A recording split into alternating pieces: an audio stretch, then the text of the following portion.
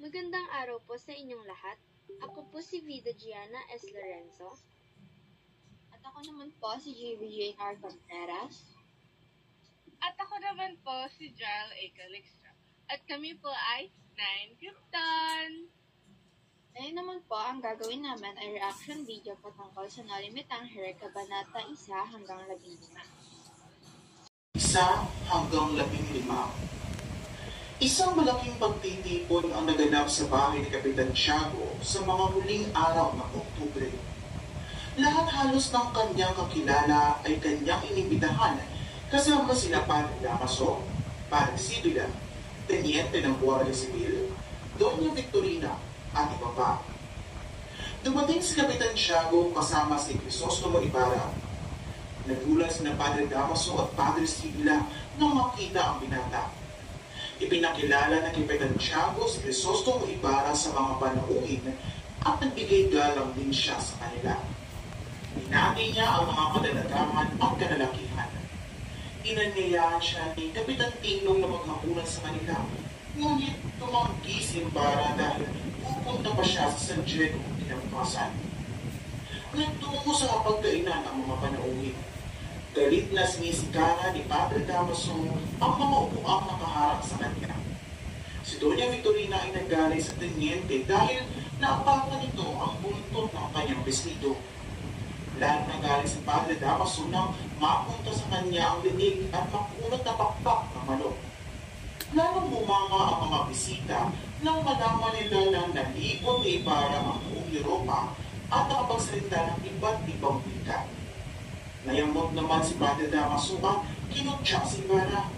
Sa halip na magalit, maayos pa rin ang tubo ni Ibarra sa pari at mag-aalangan nagpaalam sa mga naroon. Pagkaalis ni Ibarra sa bahay ni Kapitan Tiago, nilapitan siya ni Teniente Guevara. Nalaman ni Ibarra mula kay Teniente Guevara ang tungkol sa pagkamatay ng kanyang ama.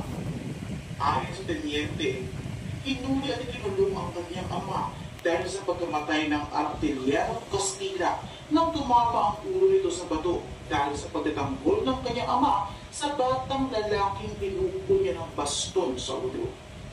Huli na ang lahat ng mapatunayang walang kasalanan ang kanyang ama. Dumating si Ibarra sa kanyang tinutulugan sa Fonda de Lala na gulo ang isip. Hindi mawala sa kanyang isipan ang nangyari sa kanyang ama. Hindi niya nakita ang kasiyahan ng mga kababaihan sa kabilang ibayo ng ilog na kung gamitan ng gargapista, kitang-kita niya ang kahanga-hangang kasiyahan na ang pinakatampok ay si Maria Clara. Nang dumating si Maria Clara sa bahay ng kanyang ama, ay kitang-kita ang pagkahanga ng lahat sa kagandahan niya. At tuwang-tuwa ang ama niya si Kapitan Tiago dito. Si Kapitan Tiago ay isa sa mga pinakamayaman sa Binondo. Siya ay anak ng isang may duguhan sa Malabon at dahil ang ama niya ay napakaramot, ay hindi siya nito pinag-aral. Naging katulong siya ng isang paring Dominico at nakapag-asawa kay Pia Alba. 6 na taon na hindi sila nag-anak at nagpanata si Doña Pia sa ubando sa parokya ni Padre Damaso. Siya ay naglihit at namatay nang ipinanganak si Maria Clara. Naging amahin ni Maria Clara si Padre Damaso. Lumaki siya sa pangangalaga ni Tia Isabel. Kinabukasan, nagpunta si Crisostomo Ibarra sa bahay ni Kapitan Tiago. Hindi malaman ni Maria Clara kung ano ang kanyang gagawin nang makita si Crisostomo Ibarra. Nag-usap sila sa azotea at doon nila sinaliwa ang kanilang nakaraan. Hindi nagtagal, nagpaalam si Crisostomo Ibarra dahil pupunta pa siya sa San Diego para dalawin ang libing ng kanyang mga magulang dahil kinabukasan ay araw ng mga patay. Sakay ng kanyang sasakyan, nakikita ni Ibarra na walang pagbabagong nangyari sa kanyang dinadaanan. Ganoon pa rin ang kalagayan ng Maynila. Nalulungkot siyang isipin na ang mga lugar na kanyang napuntahan sa Europa ay mabilis ang pag-unlad, samantala ang kanyang sariling bayan ay nangarap na uunlad, ngunit bigo pa rin hanggang ngayon. Sa gitna ng maraming sasakyan, nakita niya si Padre Damaso na sakay sa kanyang magarang na Victoria. Nadatnan ni Padre Damaso sina Maria Clara at Tia Isabel pasakay sa isang karwahe upang kunin ang mga natirang gamit ni Maria Clara sa piateryo. Tumuloy siya sa bahay at kinausap si Kapitan Tiago. Samantala, si Padre Sibila matapos makapagmisa ng maaga ay nagtungo sa kumbento ng kanilang korporasyon at kinuwento sa matandang paring may sakit ang tungkol sa pagdating ni Ibarra at ang pagpapakasal nito kay Maria Clara. At Kapitan Tiago.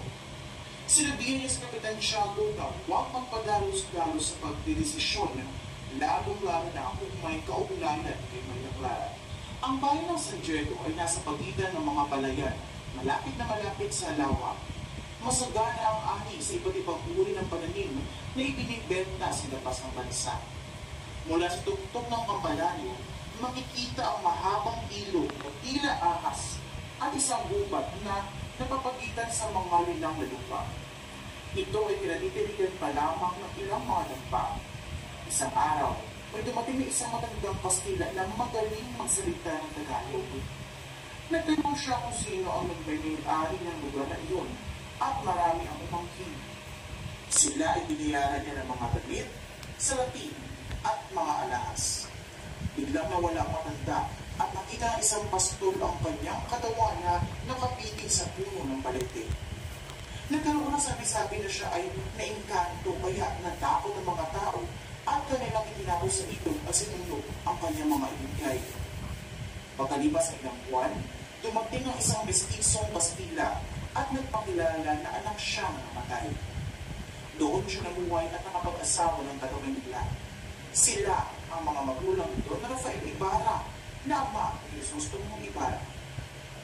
Sino-sino ang makapangyarihan sa San Diego? Hindi pwedeng si Don Rafael Ibarra ang pinakamayaman at ang buting tao sa kapwa. Hindi naman pwedeng si Kapitan Tiago o ang alkalde. Ang mga makapangyarihan ay sila Padre Salvi at ang Alferez. Si Padre Salvi ay humarili kay Padre Damaso sa San Diego. Palagi niyang pinasasara ang pintuan ng simbahan tuwing siya sa sermon, lalong-lalo na kung nandoon ang Alferez. Siya ang tanging kalaban ng kura, ang asawa niya sa Doña Consolacion. Upang makaganti ang Alferez sa kura, ang patulong nito ay pinalilinis niya ng kwartel at pinalalampaso sa kanyang bahay. Pero sa tuwing makikita ang Alferez ng kura, ay magkakamay sila at mag-uusap na parang tunay na magkaibigan. Magkaibigang puntik sa tunay na buhay. Araw na ng mga patay. Lahat ay abalas paghahanda para pumunta sa libingan. Maraming tao ang libingan ng San Diego na dumadalaw sa libing ng kanilang mahal sa buhay.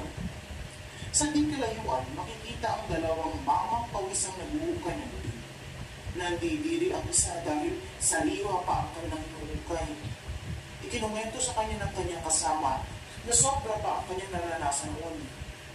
Inutusan siya ng kurang malaki na hukayin ang kalilibing pa lamang na bangkay at ilipat sa libingan ng mga inchik.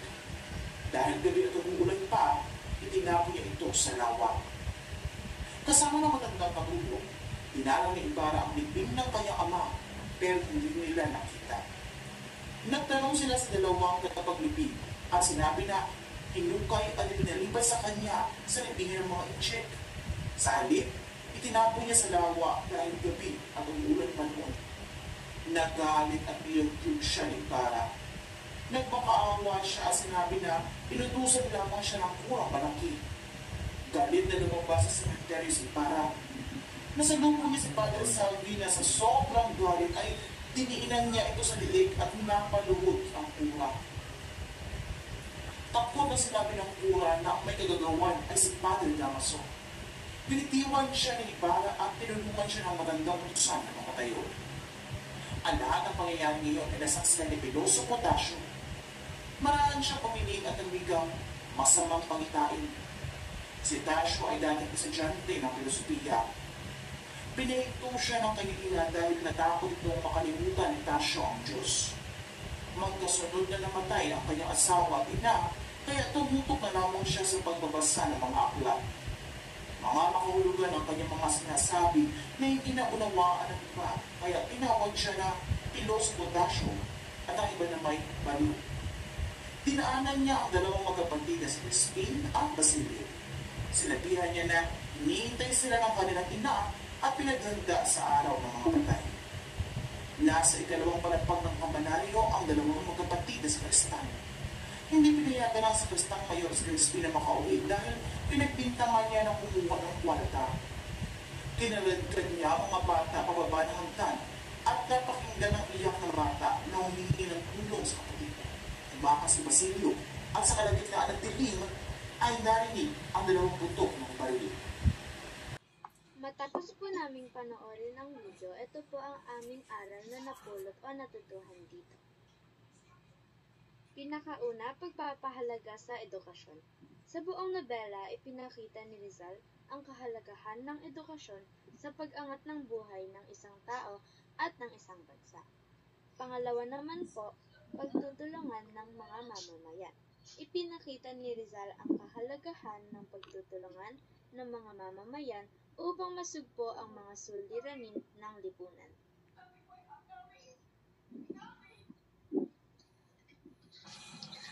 Ang aral na aking natutunan naman po ay ang kabaitan at ugali na dapat nating tularan.